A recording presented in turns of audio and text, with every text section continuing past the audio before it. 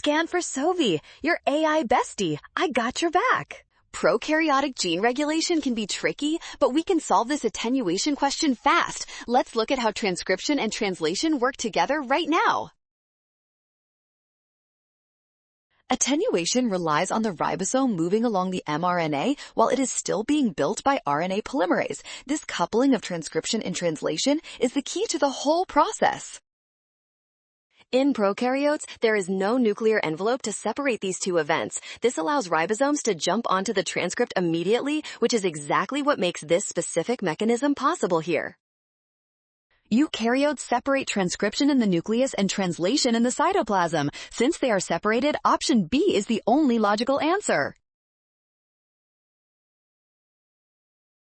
Well done! Scan the code to learn with Sovi. Watch signs and avoid rush. Trust given info and check steps for option B.